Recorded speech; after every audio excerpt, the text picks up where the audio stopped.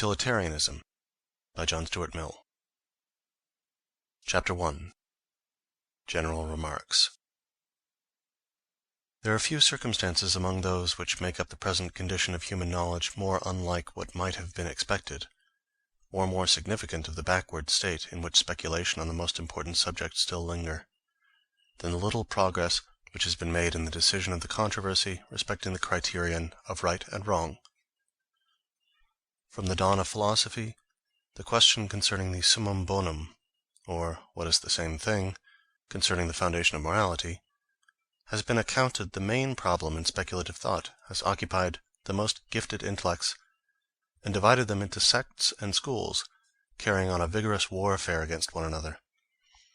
And after more than 2,000 years, the same discussions continue. Philosophers are still ranged under the same contending banners, and neither thinkers nor mankind at large seem nearer to being unanimous on the subject than when the youth Socrates listened to the old Protagoras and asserted, if Plato's dialogue be grounded on a real conversation, the theory of utilitarianism against the popular morality of the so-called sophist.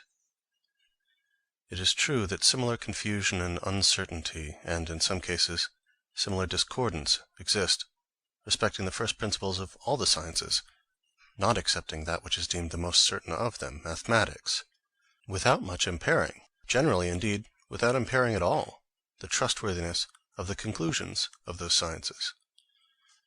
An apparent anomaly, the explanation of which is that the detailed doctrines of a science are not usually deduced from, nor depend for their evidence upon, what are called its first principles.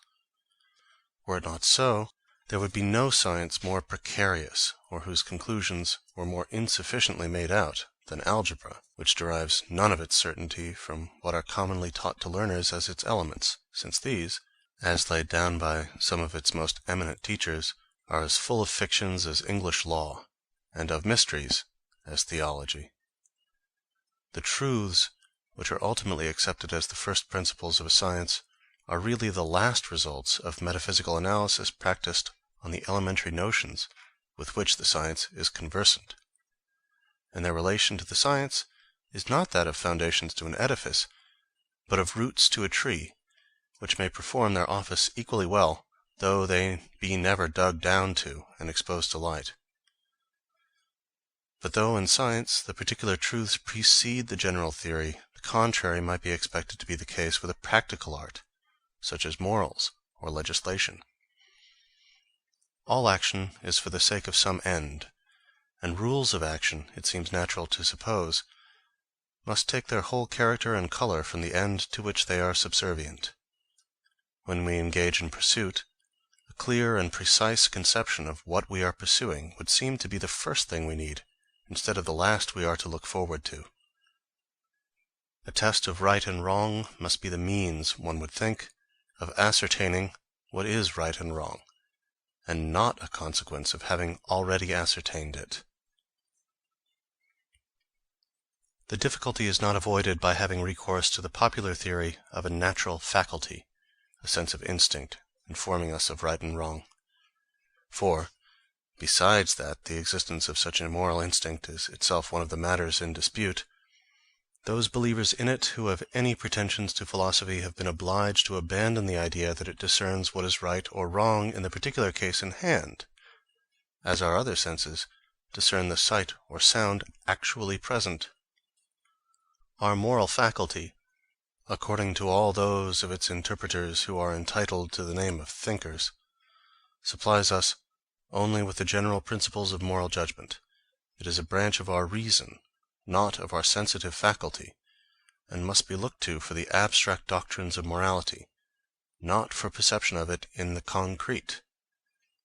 The intuitive, no less than what may be termed the inductive, school of ethics, insists on the necessity of general laws. They both agree that the morality of an individual action is not a question of direct perception, but of the application of a law to an individual case. They recognize also, to a great extent, the same moral laws, but differ as to their evidence and the source from which they derive their authority. According to the one opinion, the principles of morals are evident a priori, requiring nothing to command assent except that the meaning of the terms be understood. According to the other doctrine, right and wrong, as well as truth and falsehood, are questions of observation and experience. But both hold equally that morality must be deduced from principles, and the intuitive school affirm as strongly as the inductive that there is a science of morals. Yet they seldom attempt to make out a list of the a priori principles which are to serve as the premises of the science. Still more rarely do they make any effort to reduce those various principles to one first principle or common ground of obligation. They either assume the ordinary precepts of morals as of a priori authority, or they lay down as the common groundwork of those maxims some generality much less obviously authoritative than the maxims themselves, and which has never succeeded in gaining popular acceptance.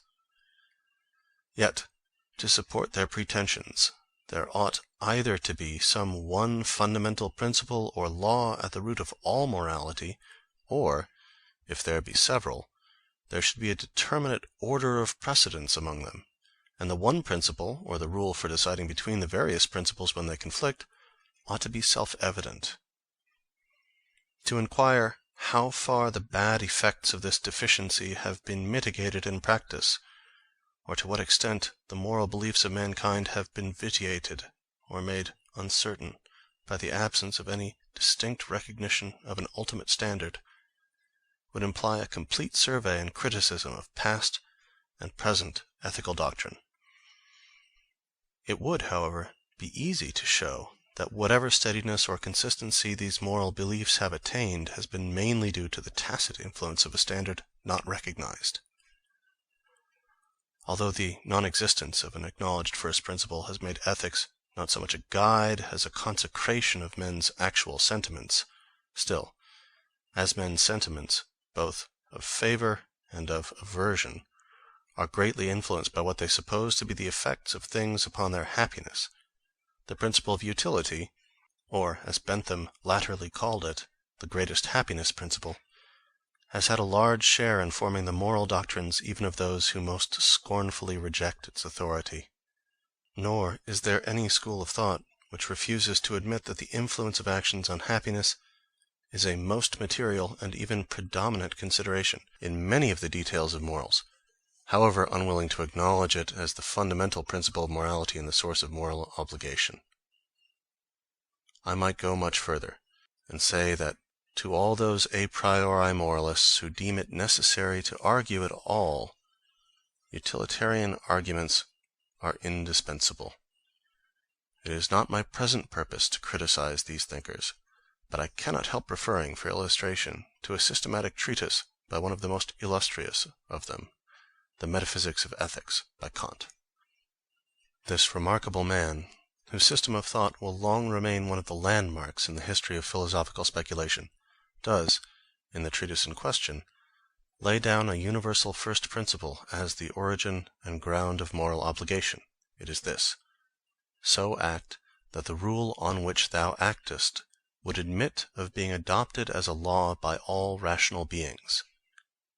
But when he begins to deduce from this precept any of the actual duties of morality, he fails, almost grotesquely, to show that there would be any contradiction, any logical, not to say physical, impossibility in the adoption by all rational beings of the most outrageously immoral rules of conduct. All he shows is that the consequences of their universal adoption would be such as no one would choose to incur. On the present occasion, I shall, without further discussion of the other theories, attempt to contribute something towards the understanding and appreciation of the utilitarian or happiness theory, and towards such proof as it is susceptible of. It is evident that this cannot be proof in the ordinary and popular meaning of the term. Questions of ultimate ends are not amenable to direct proof. Whatever can be proved to be good must be so by being shown to be a means to something admitted to be good without proof. The medical art is proved to be good by its conducing to health. But how is it possible to prove that health is good? The art of music is good for the reason, among others, that it produces pleasure. But what proof is it possible to give that pleasure is good? If, then, it is to be asserted that there is a comprehensive formula, including all things which are in themselves good, and that whatever else is good is not so as an end, but as a means, the formula may be accepted or rejected, but is not a subject of what is commonly understood by proof. We are not, however, to infer that its acceptance or rejection must depend on blind impulse or arbitrary choice. There is a larger meaning of the word proof, in which this question is as amenable to it as any other of the disputed questions of philosophy. The subject is within the cognizance of the rational faculty, and neither does that faculty deal with it solely in the way of intuition. Considerations may be presented capable of determining the intellect either to give or withhold its assent to the doctrine, and this is equivalent to proof. We shall examine presently of what nature are these considerations, in what manner they apply to the case, and what rational grounds, therefore, can be given for accepting or rejecting the utilitarian formula. But it is a preliminary condition of rational acceptance or rejection that the formula should be correctly understood. I believe that the very imperfect notion ordinarily formed of its meaning is the chief obstacle which impedes its reception, and that, could it be cleared even from only the grosser misconceptions, the question would be greatly simplified and a large proportion of its difficulties removed. Before, therefore, I attempt to enter into the philosophical grounds which can be given for assenting to the utilitarian standard, I shall offer some illustrations of the doctrine itself, with the view of showing more clearly what it is, distinguishing it from what it is not, and disposing of such of the practical objections to it as either originate in, or are closely connected with, mistaken interpretations of its meaning. Having thus prepared the ground, I shall afterwards endeavor to throw such light as I can call upon the question, considered as one of philosophical theory.